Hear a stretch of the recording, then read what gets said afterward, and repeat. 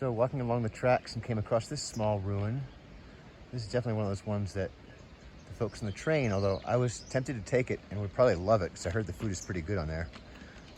But they kind of miss out in these smaller ruins. They're not very visited. And full disclosure, this is going to be a lengthy video and this is part journal. So don't expect to see incredible megalithic stonework or anything like that. I don't want anyone like watching a 7-8 minute video and they're like, oh, what was that? Just a little bit of a journal. So it's kind of off the beaten path here, obviously, not much foot traffic. This one wasn't even on Google Maps, which has pretty good mapping of different small ruins. And if I'm saying it right, Kanabampa. So we'll just check it out quick. And I'm expecting hordes of tourists at Machu Picchu for sure. So I'm kind of savoring this, even though it's not perhaps as spectacular. I get to enjoy it alone. And I also get to dry out my tent fly during a little spot of sunny and still weather, which doesn't happen often here. It's very often, the weather changes super quick. It's often windy. It's often spitting rain. And I suppose downpours come too. I haven't experienced a downpour here, but January, February, it'll come for sure.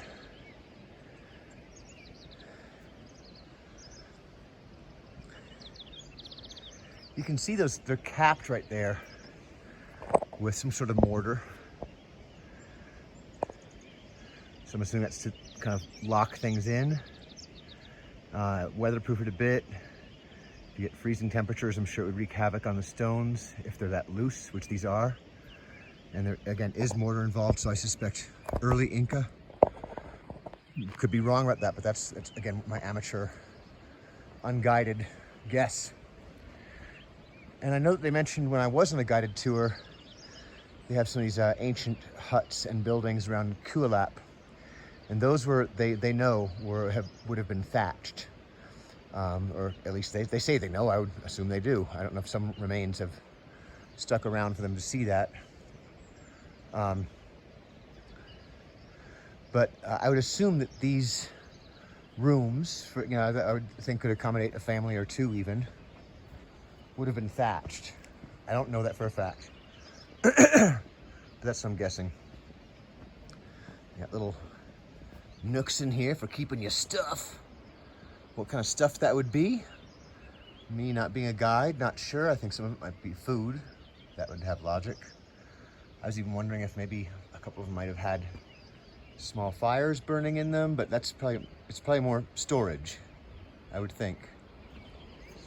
Over here, I'm not quite sure what's going on over here with this reconstruction. Obviously, that used to be a stone. Doesn't seem like that 2-inch piece of wood is going to hold up much longer. It's starting to bow. It's just what they had available, and so that's what they did.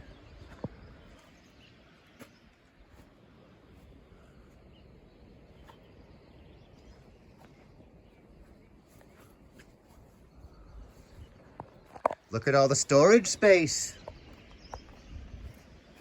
I don't know how the Inca got Jew there.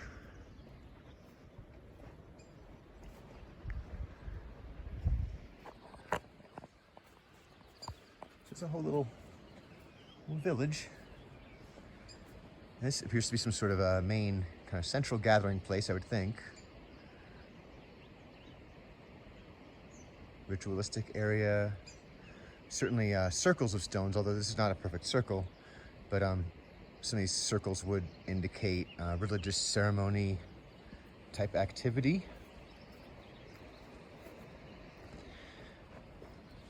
And then I had another slide that I posted on a cactus that has a fruit called tuna.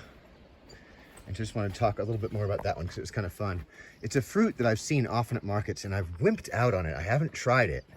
And finally I saw this, this fruit on a cactus that was like, man, that's what it is. It's, And I could use a little bit of fruit, you know? And so I kept my eyes out for more ripe looking ones.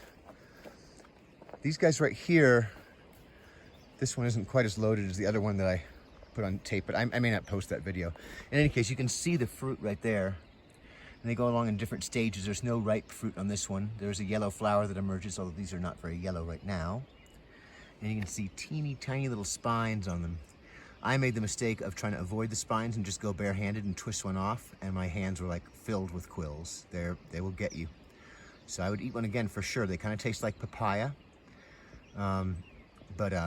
Yeah, I'd wear a glove next time, but they were delicious. You got to peel it, eat it.